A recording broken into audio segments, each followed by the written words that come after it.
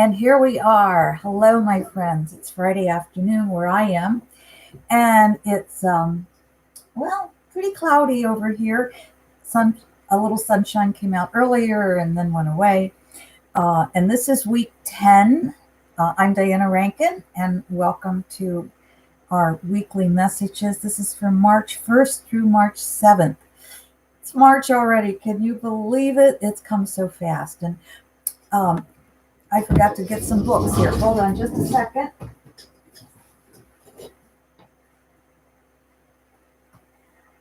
Let me grab these.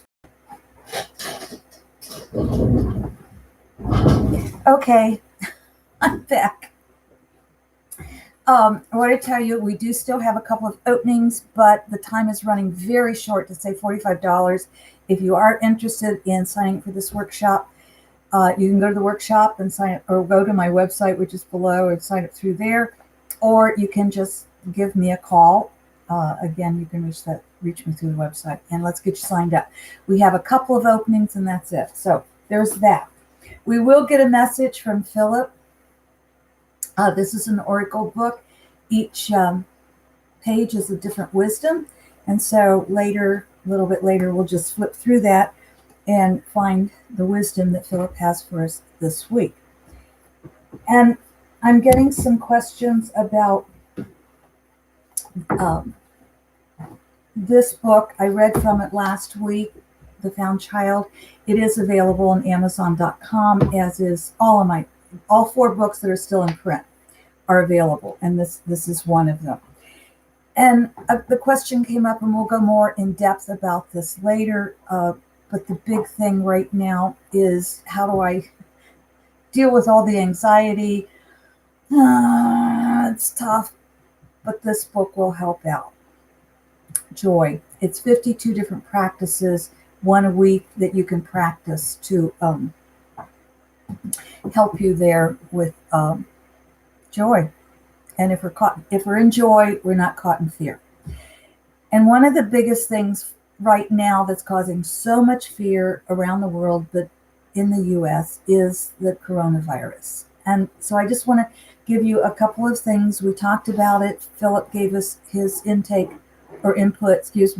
our intake, Philip's input on that a while back. And so I just want to say, add a couple of things to that, because I'm not going to I won't repeat everything Philip said. I think it was 2 or 3 weeks ago, and you can go back and look it up. But stay positive and stay calm. The more we get into the fear of something, the more we help create it. And certainly we're creating it in our own lives. So stay calm, stay out of the fear. Number 1. Number 2, wash your hands. Don't touch your face. And when, I'm kind of wash my hands a lot, and I can put lotion on them when they get dry, because they do. But I use public restrooms a lot when I'm out and about, and it always astounds me how people don't wash their hands, or they, a little bit of water and that's enough, or a little bit of soap and 2 seconds later that's enough. No, we have to really wash our hands, and it takes about 30 seconds. So sing the happy birthday song 2 times, or count to 30, but don't go 1, 2, 3. You got it. On surfaces, especially on planes, keep some of the handy wipes around and wipe down the dishes, and even you can wipe off the seat in the back. When I go to a movie, I usually have like a scarf or something that I can pull up. If I want to put my head against the seat behind me, I'll usually put my coat up there, or a scarf or something. We don't have to be a germophobic, but we do have to be careful, and we do have to recognize not everybody washes their hands or takes care of themselves. So we each have to take care of ourselves. So welcome those of you who are coming on now, and I thank you for being here. And I thank you for your information, and thank you for thanking me. All right. Avoid going out if you are sick. It's really important not to do that, but I know some people have to go to work. I'm fortunate that I can work from here in my home office, but a lot of people have to go to work and they don't have a choice. And unfortunately, a lot of those people may work in a restaurant or fast food industry or that type of thing, and they just can't afford to stay at home. So keep that in mind. If you are sick and you go out, cough into the elbow. If you don't have an elbow, use your scarf. If you don't have a scarf, carry a tissue with you. When I was a girl, we always had um, handkerchiefs, not the tissues that are paper, but we always had a cloth handkerchief. Now I'm all for the paper tissues. I like them better, actually. But we always carried something, and I still carry tissues with me. And it's amazing how often I hand them out to someone who's sneezing and coughing and with their nose. So take care of yourselves, and please be considerate of others. Thank you for the questions that you're sending in. We have all kinds of questions. Daisy's right here, by the way. You may hear her walking around. She has little booties on, and she's very good at taking them off. But we have hardwood floors, and she's fallen, and she fell earlier today. We're going to go in for acupuncture treatments next week, as soon as we could get in. But she's poor girl. I'm making her wear these little booties, and she doesn't like them.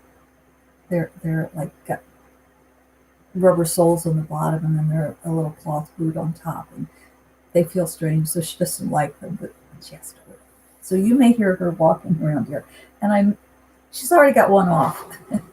Well, I won't say already because she's been pretty good about it today, but she gets them off. She's able to, it's got like a Velcro strap, and she's able to pull the Velcro loose. She's a very smart cookie. All right. If you want to send questions in, you can just do it right on this column. Do it on the comment section after the video is done rather than live. And for some reason, that live stream doesn't come through after we're no longer live. So go ahead and post it on the comments section rather than live chat, if you will. We have several questions. You can also email them to me, or if you want, you can just even give me a call and we'll get them. And for those of you who do want a private session, again, below the information. Can you hear her walking? She's going back over on her bed. Bless her little heart. She just wanted to come over and say hello. All right, so this is our question for this week.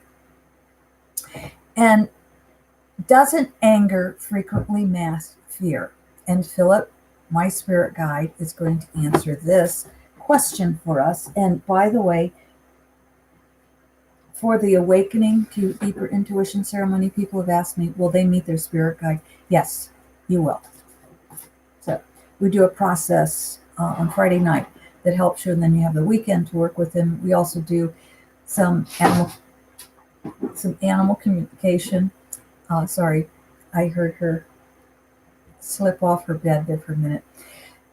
We do animal communication, and yes, we do mediumship. We'll communicate with loved ones in spirit world. There you kind of see her behind me. Her flopping on those rubber booties. All right, here's Phillip's answer to doesn't anger frequently mask fear? You would think this would be a simple answer, but remember, we're talking to Phillip here. We would exchange the word frequency or frequently for always. This correction is made so when someone feels fear, they can correct it before it becomes anger. Or if someone feels anger, they must look beneath the anger to recognize the fear. Once the emotion is looked at, it is then necessary to become the high witness to that emotion. The human is to experience the emotion, not to be the emotion. By experiencing the emotion, one has the privilege of experiencing all of human life. But if someone forgets and gets caught in the emotion, they lose having the experience and become trapped in the emotion, which is then reinforced and may take years, even lifetimes, to release themselves. I'm going to repeat that. By experiencing the emotion, one has the privilege of experiencing all human life. But if someone forgets and gets caught in the emotion, they lose having the experience and become trapped in the emotion, which is then reinforced and may take years, even lifetimes, to release themselves. Now, it is easier to understand how fear is beneath anger if we look at a few examples. And I think we have 2 examples here. And here's the first one. Let us say you are walking down the street and someone starts to approach you, but you don't want to be bothered. So their approach raises anger in you. Now, one would think the fear here would be evident, the flight or fight tendency that your species has created. But in this case, they're getting closer and you're getting angrier. They are walking in your space. How dare they? They are planning to hurt you. Maybe. If we keep digging at the anger, we will see the fear, but this is deeper than if we saw the fear originally, but did not recognize the anger. So it's kind of a two-way street here. Now we recognize the anger and the fear beneath it, we are able to look deeper. Perhaps as a child, someone was always getting into our space, and when we fought back, we got into trouble. We were angry that someone took our toys and invaded our space, and fearful of an adult reaction if we spoke up. Now, this is a simplified answer, but the complexity comes through as we examine our own lives.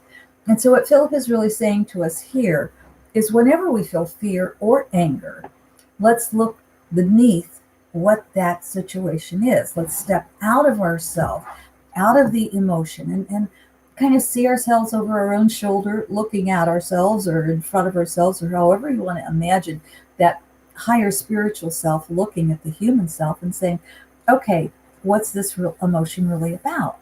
And that way we get to learn a lot about ourselves, because that emotion may be triggered from something as simple as a sibling taking our toys when we were kids and the parents blaming us. Who knows? It may also be something much more complex than that. But we have to look at it, and we have to first recognize beneath the anger is fear, and fear and anger are very closely related. A second example is, let's look at a discussion between two people with opposing views. Both feel they are right, and both refuse to understand the other's view, and neither feel heard or cared for. This discussion escalates into argument with anger. If we are able to look at that anger and we are able to see the fear beneath, if we are able to look at that anger, we are able to see the fear beneath. For example, we may see that we cried as a baby and no one came to comfort us. We are afraid no one will ever come, so we lash out and push away. Our parents, one or both, were not there for us. We're afraid you won't be either. If your views are different from mine, you are judging me and thinking I'm beneath you. If you don't believe what I believe, then you're telling me my whole life is wrong. There are endless examples. We need to keep looking beneath the anger to find and face the fear so we can heal it. At another time, Phillip goes on to say, we talked about young souls and old souls. Young souls are not yet able to look at their anger to understand the fear. This is left to the older souls who have the capacity and wisdom to do so. So, my friends, what that is saying to you and to me and to all of us is that not everybody is able to look beneath their fears and see, or look beneath the anger and see the fear that's beneath that anger. Not everybody is able to do that. So those of us who are able to do that have a responsibility to our lives, but also to the whole planet to do that. We have that responsibility because we know that it's not just anger. We know that it's really fear, let's look beneath it. And then let's heal that fear within us. And as we do that, we heal the fear of all who came before and all who will come in after us. They will not have to deal with that. Kind of exciting when you think about it, how powerful we are. Easy? Oh gosh, no. Not easy. But I have the advantage of age, and I will tell you some things do get easier. Maybe it gets more joyful and that makes it easier, or maybe it's just because we understand what is taking place that we're willing to do it. Let's see what message Phillip has for us, shall we? Take left page, right page, and we just flip through, and wherever our finger stops, that's what we're going to look at. And I'm hearing right page, but I always read both pages. So the right page says, when you do not hear the answer, it is because you are not listening. Phillip doesn't hold any punches at all. When you do not hear the answer, it is because you are not listening. Many, many times still in my life, it's like, okay, what's the answer here? And if I really look at that, I find that it's kind of an American thing that I want to know the whole picture right now. Tell me the answer, tell me right now. And it doesn't work that way. What happens is we're not going to get the whole picture, but we've got to take a step out in faith often. And the next step will be shown us. And pretty soon we start seeing the bigger picture. So keep in mind, when you do not hear the answer, it's because you're not listening. So listen, my friends, because the answers are all there. They're all over the ethers, and we're part of that. All we have to do is say, yes, I listen. Yes, I'm ready to take the step. Yes, I'm going to take the step, and I'm scared. Be with me. On the left page. And by the way, if you heard right, your intuition's working. If you heard left, it's just saying that this may be a private message for you. Or when you say goodbye, it is to part the way for a new hello. When you say goodbye, it is to part the way for a new hello. That kind of goes along with fear, because one of the things we really fear is losing someone that we have, if that person's been in our life for a while. And it can be a time of grief and a time of anger. It's a way to say hello for something new. Well, my friends, I'm so glad you've been with me and with Daisy and the kitties and all of us here at the ranch. We are having, it's snowing outside. And for those of you who are on Facebook, I posted a picture of part of my yard the other day. And then yesterday I posted what the roads look like because of the snow that had blown across the roads were all white. Where there was no wind, the roads were black. If we're Facebook friends, take a look. If we're not Facebook friends and you're on Facebook and want to become friends, friend me. Thank you so much for coming here week after week. Thank you for telling your friends. Thank you for being a part of this community. We do appreciate your comments and are trying to do our best to get back to you as quickly as we can. Thank you for your questions. We'll answer more next week. Until then, have a most blessed week. Enjoy life as much as you can.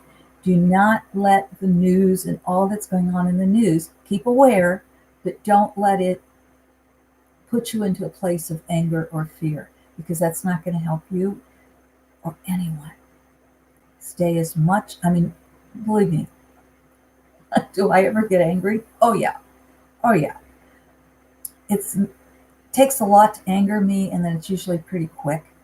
And I try not to be too mean. I don't always succeed. So do as I say, and as I'm trying to do better at. How's that? I love you, my friends. From Daisy and I, thank you for receiving your love, and thank you for the love you send us. Until next week, we'll see you then.